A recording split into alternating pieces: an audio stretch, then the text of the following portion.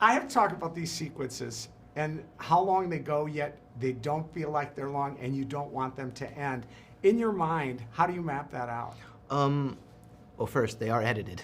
My editors keep me very, because if it was up to me, this would be a 3-hour, 45-minute movie. That's the version I like, and to be a lot more cars, dogs, fights, and headshots.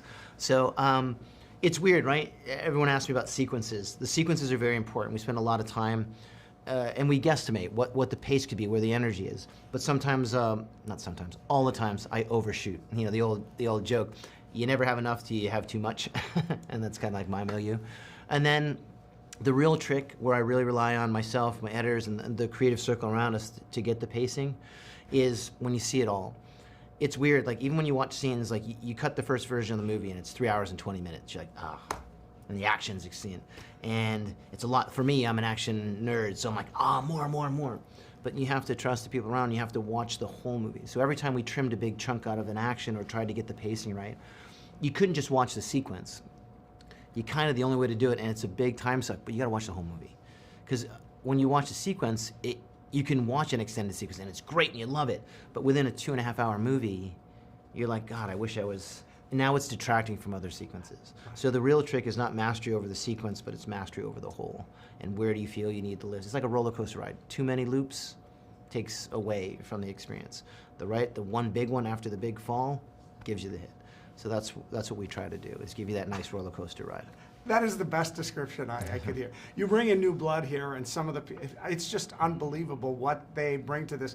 Yeah. Do you watch people's performances and say, I'm going to use that person? Yes. I mean, I have a particular taste. I'm a huge Sergio Leone fan.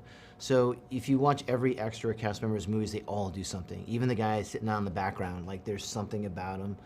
And coming up through the Wachowskis, where everything matters to them.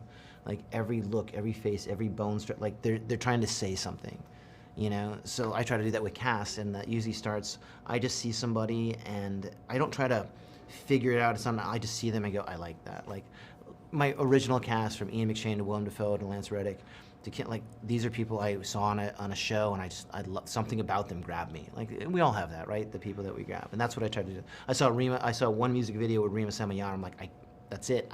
She's the one. You know, I saw Shamir. I met him on a Halle Berry when Halle directed her movie Bruised. I saw Shamir. I was like, oh, that's the guy. And then you see Hiroyuki Sanada, and you're like, okay, come on, like they can't get out of my head, so I have to use them. Right. I can't thank you enough. You know, this job is sometimes taxing. This was a joy. I appreciate it. Oh, no, sir. Thank you so much. Thank you.